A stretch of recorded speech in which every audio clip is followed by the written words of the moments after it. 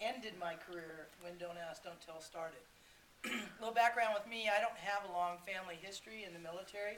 I went in because the first women's class went to the academies, and they said, Coach, I was a PE teacher, okay? They need women coaches at the academy. I said, all right, I'm a teacher, I want to do this. I had my master's. I said, let me go in, do this for 4 years, and I can teach in college and get out. Well, in the wisdom of the services, they don't usually let you do that kind of thing. So no officer spots available. I ended up going in enlisted with a master's degree. When I got to basic training, my technical instructors, 2 women, looked at me and went, "Dyke." And after I graduated from basic, they said, you're not going to be enlisted. You need to go to take the officer candidate school test, and you need to get to officer training school. They also set up, when I got into officer training school and was going through that, a meeting with many high-ranking women, about 10 or 12 women, in a lesbian bar in San Antonio one night, that were active duty or retired, that had made it as officers in the military and made it through. There, I was lucky enough to get into a mentor system that taught me how to survive this. But I was also very out. When I joined, the question that they asked me was, are you gay or lesbian? And at that point I was bisexual, so I said, no. Now, a few years later, they got into the question of have you now or have you ever had oral to oral, oral to anal, anal to genital, blah, blah, blah, with a member of the same sex. Now, I never had to answer that question, so I didn't have a problem with that. But I lived my entire career working and knowing that I was a lesbian. My first assignment, I played softball, so I'm a jock as well with that. And all the enlisted women on the team routinely would get called in to be under investigation. I was the only officer on the team, so they never called me in because it wasn't appropriate to ask officers those kind of questions. But I was very well connected in the community in Phoenix where I lived and knew a lot of guys. And so when these investigations would come through, I'd call these guys and say, here's the list of numbers, call these women, talk about a date, and then the OSI would come through and, yeah, I just went on a date last week and it was fine, and they would go away. So I was very active through my entire career. I went to Alaska for a year. Try living on a hill with 40 individuals on a hill for a year and not be out or not be who you are. The pressure of what that looks like, you know, or in any kind of combat situation or frontline situation. At that point, I was a weapons controller, and combat was not open to women, so I had a general who helped me out and said, you need to move out of this field and go to another career field. So I went into space operations. My first assignment, I was at Johnson Space Center and worked on the shuttle for 3 years.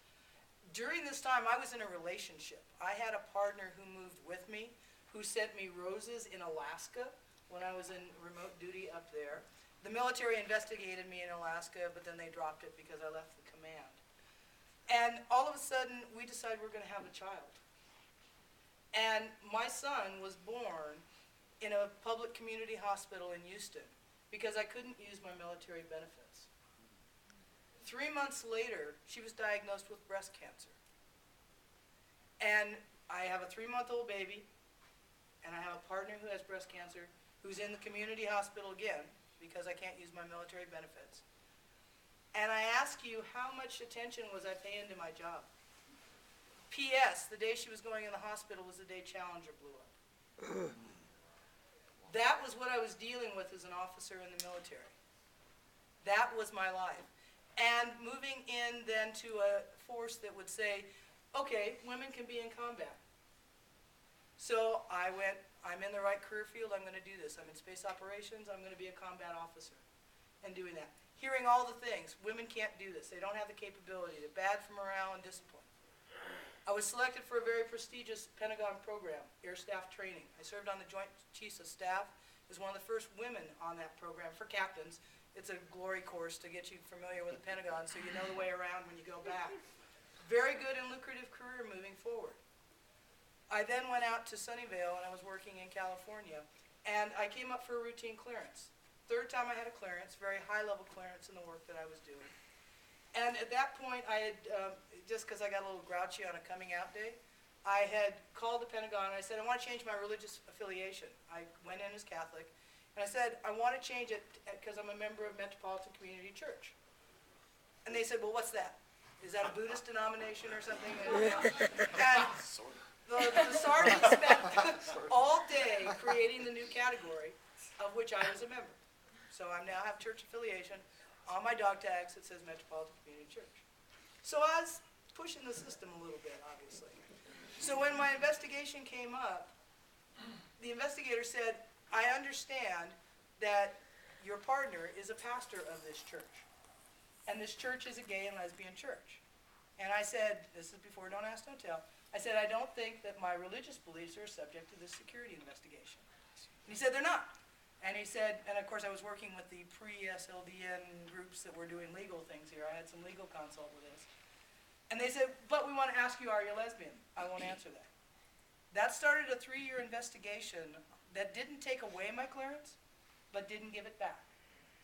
At the point in my career that I was at there, I needed to go to a command position, so you had to have a current clearance. I could not get that job. Now, it turns out I got another great job down at the Naval Postgraduate School. I was the Dean of Space Operations down there when Tailhook was all coming in, so I was dealing with men and the women in the program.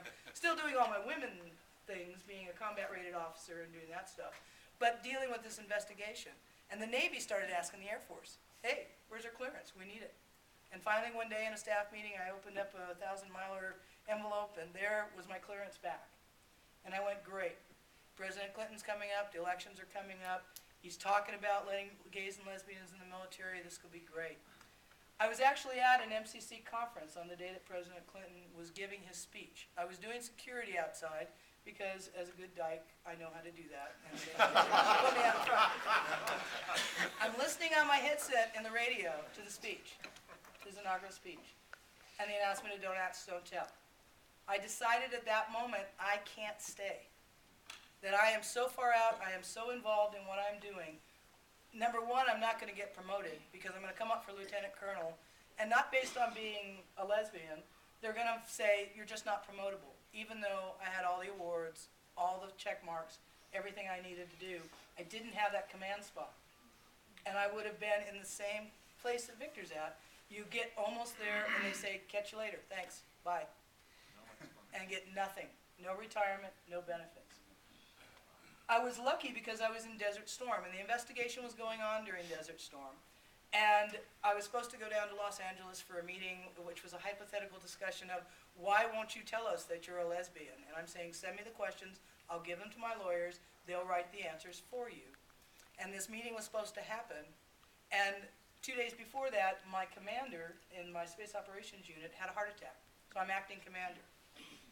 All of a sudden, Desert Storm starts. Don't come. Stay there. Go to work.